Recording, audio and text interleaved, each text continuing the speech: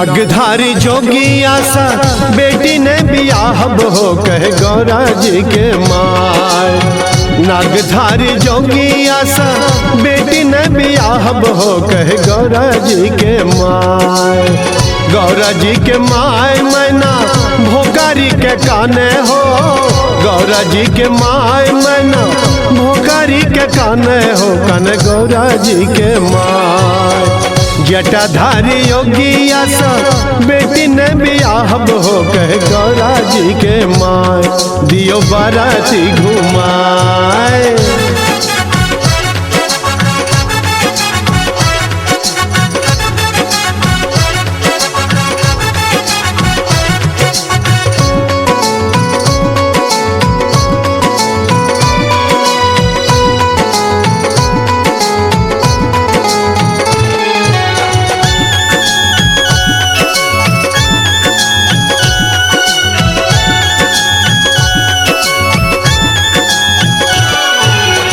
भस्म लगैने दुल्हा छै शमशानी।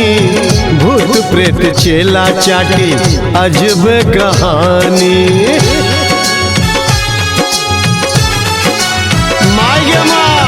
भस्म लगैने दुल्हा छै शमशानी। भूत प्रेत चेला चाटी अजब कहानी। आगू पाछू भूत नाचे, आगू पाछू भूत नाचे, हमें मर जबे हो। दियो एकरा, दियो एकरा, दियो एकरा भगाए।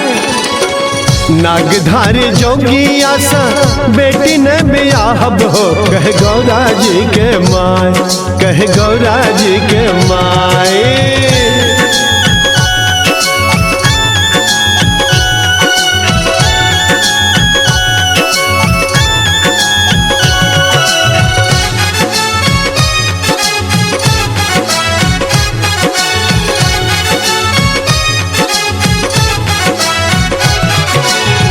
जोगिया बनल दुल्हा जटा बहे गंगा। देह पर छ बाघ छाला मस्त मलंगा।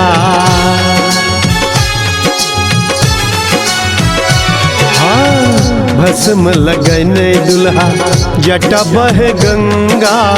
देह पर छ बाघ छाला मस्त मलंगा। घर ने अटारी एकरा, घर ने अटारी एकरा, बेटी को न रहती हो।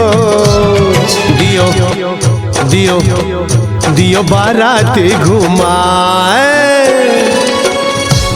बहरहबा से बेटी ने बियाहब हो कहे गौरा जी के माय, कहे गौरा जी के माय।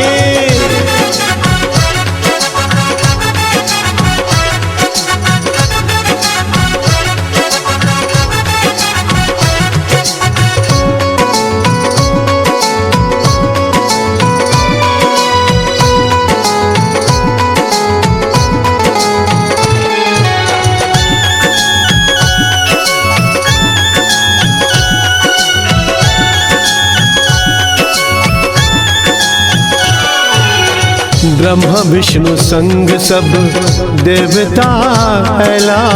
शिव त्रिलोकी नाथ मैना के बुझेला।